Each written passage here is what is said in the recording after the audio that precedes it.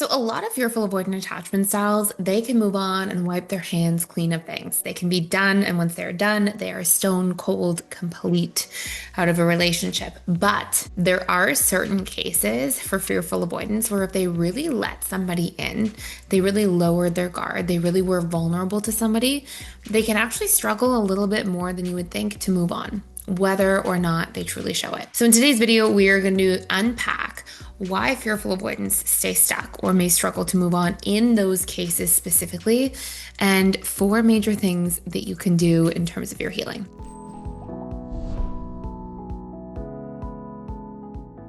So here's the first thing. When a fearful avoidant stays stuck, it's not necessarily because they still want the relationship. It's not necessarily because they still want to be back together with the person. They stay stuck because they never got the emotional resolution that essentially their nervous system needed. Okay. And so, what does that actually mean? What does that actually look like? Well, if a fearful avoidant is in a relationship and they are finding themselves out of that relationship, realizing this isn't for me, but looking back and they keep going back to that person, or it's their phantom ex, they keep thinking or feeling about that person in the past. There's some really powerful golden nuggets to unlock, okay? So I want to take you through an exercise here together if you are somebody who's in this situation right now. And even if you're not a fearful avoidant, if you're any other attachment style and you're just curious about any time you felt yourself going back to somebody or thinking about somebody a lot, I'm going to take you through an exercise and I'll explain it with a story after. So first things first, I want you to think about the person that you find yourself continuously going back to in your mind. And maybe you're wondering what they're doing, or maybe you're wondering what their life looks like, or if they still care about you. Maybe you have those types of thoughts, okay? But I want you to think of that person and I want you to notice, step 1, the types of things you think about with them. Usually for people, it's like different memories. Like maybe you reminisce about certain things with somebody, times that you had a really meaningful conversation, or times that you laughed or traveled around, or whatever it might be. I want you to think of those types of things. I want you to ask yourself, what is the pattern here in terms of what I go back to in my memory? So maybe it's all the times that you had meaningful conversations. Maybe it's a time that that person had your back and made you feel protected and safe, and you keep thinking about that. There's going to be something specific if you're willing to look, and it's not random, okay? So what are the patterns or themes and what you think about with that person? Question number 3, in those themes, what needs of yours were being met? In other words, if this person like always had your back and you think of how that person stood up for you and protected you, maybe you felt that the need for protection was met. Or if it was a really meaningful conversation, you felt seen and heard and understood. Okay, there you go. Your needs were that you felt seen, heard, understood. Maybe it was the way somebody spoke to you or validated you and you felt reassured and cared about. Maybe it was trying new things with somebody and there was spontaneity and novelty.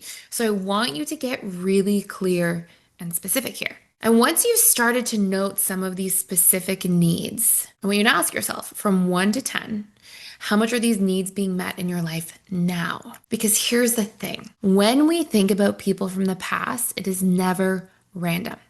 It is your subconscious mind, which is responsible for 95% or more of all of your beliefs, thoughts, emotions, and daily decisions. It is your subconscious mind going back to try to retrieve needs that are not being met in the present. And if your subconscious mind cannot get its needs met, your habituated self cannot get its needs met in the present, guess what it does? It goes to autopilot. You think on autopilot, fantasies of the future or memories of the past. And you'll either fantasize about somebody in the future or you'll fantasize about things from your past experiences. And if you pay really close attention when you are in the fantasy, you actually feel things. Maybe you feel euphoria or excitement or gratitude or whatever it is. You actually, being in memory or fantasy actually solicits feelings, emotional reactions, and thus neurochemical reactions that follow. So when we feel disempowered to get our needs met in the present, we will spend more time in the fantasy or in past memories as a way of simulating getting those needs met.